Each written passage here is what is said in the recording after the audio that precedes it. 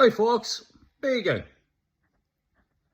This time it's a video about something I thought was lacking at Arsenal, but seemingly it's not. And that's something called fight. Yeah, unfortunately it's not about fighting to win a Premier League title this season, because that's not going to happen, or a cup for that matter. But the players, Jesus and Odegaard, in a big bust up in the training ground session. This is very, very interesting. You see, folks, I was told back before the summer transfer window that Arsenal was not going to buy a striker. I have a contact who told me this. He said that Havertz was going to be our striker. He was proved right. He also told me that Sterling was going to be an Arsenal player 2 days before Sterling was announced as an Arsenal player. He was proved right once again. So this contact of mine, the things that he tells me, all comes true. So, the reason why I'm saying this is because the same contact has told me that the dressing room is not united.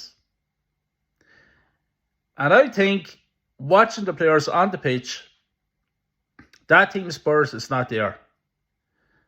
You can see players playing individually. We're not playing as a team. And I was told that a certain section of players are actually not talking to the other section of players. So there's a big, big split in the dressing room. Some might actually say that Arteta is losing the dressing room. So anyway, according to reports, Jesus and Odegaard was having a training session. I think there was an argument about tactics, and both players decided to throw a few shapes. I couldn't picture it now being Muhammad Ali versus George Foreman or anything. Few slaps here and there, maybe pulled apart by the other players. A bit of shouting, a bit of verbal abuse probably. That'd be about it. But then I was led to believe that Odegaard left at one particular time, and Jesus left at another particular time to go home. So it's interesting. Now, I don't know, but from reports as well, seemingly, I don't know how true this is, but Jesus has been told that he has to the summer to find himself another club. I wouldn't wait to the summer. I'll just get rid of him in January.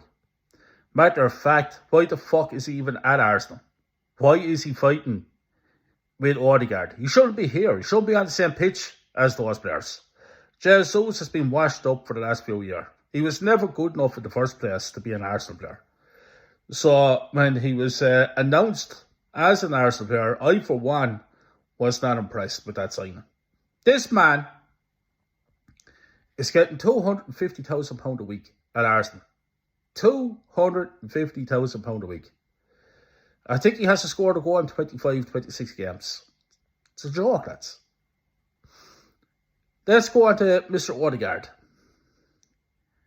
Odegaard is a good player. He's technically a good player. For me, he's not a captain. I wouldn't be relying on him in the trenches to get us out. He is technically a good player. But is he going to lift up league titles? No, I don't think so. So this is the shambles that our club is in. Fighting in the training ground, fighting in the dressing room, players not talking to other players. Arteta seemingly at losing a few players in the dressing room. You can see through our performances on the pitch. Saka was interviewed last week. Saka said he loved to go forward more, but the manager has asked him to defend more to go forward. That makes sense to me. That's supposed to be one of the best right wingers in world football. And he's been asked to defend more. So yeah, there's a lot of things going on there that's behind the scenes, and it's not good. It's not good, and it's not going to be good this season. there has to be, like, I'm like a broken record. Things have to change. Big time. So then, again, looking at reports today, I've been told about a big shout out to Del Boy as well. Del Boy did a video out there earlier on. If you haven't seen it, check out Del Boy. He was a bit mad about the next thing I'm going to talk about. And I'm going to join the party because I'm a bit mad about it too. And that's the whole Van Persie situation. He says that he can't come to Arsenal to manage the youth and all this kind of stuff because of the fan base. Well, Mr. Van Persie, let me explain this to you. Like Del Boy said this morning, but I'm going to say it now. You're not welcome to Arsenal Football Club. You absolute fucking prick. Van Persie was with us, I think, 7 years injured, and we paid him his wages. We stood by him. We stuck with him. And as soon as he got the full fitness, what did Van Persie do? Yeah, that's right. Fucked off down the road to those scum, Manchester United. Couldn't pick the worst team for me, a worst club for me. I hate them bastards. But he went there, and what did he do? Played the best season of his career and won a league title. Yeah. And then Van Persie thinks he can just stroll back in to Arsenal Football Club, whistling. Fuck off. Now I'm hearing about expansions of the Emirates Stadium. More money. You see, folks, I don't mind all this expanding the stadium and fighting on the training ground. If you're winning league titles, boys, as far as I'm concerned, the whole thing is an absolute shambles. So there's going to be more videos, small folks, coming your way. I'm at 332 subscribers. I'm aiming for 400. So please, if you're new around here, sub and even like. And thanks everyone for the support so far on the channel. It's brilliant. But yeah, it's just thought I'd give me thoughts about what's going on. A lot of this fighting and stuff. Go out and win a league title. Fight for the league title. And stop fighting in training ground. Fucking bullshit.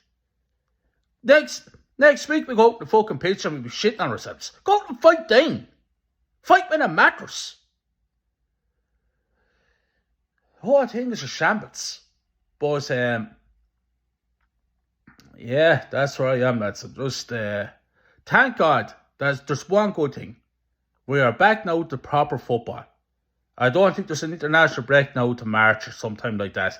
Thank God. I am fucking sick of international breaks. Get rid of international games. Load of fucking bullshit. So let's get back into it now. So-called top gooners are saying now we're going to put 10, 12 games in a row. The fuck are they talking about?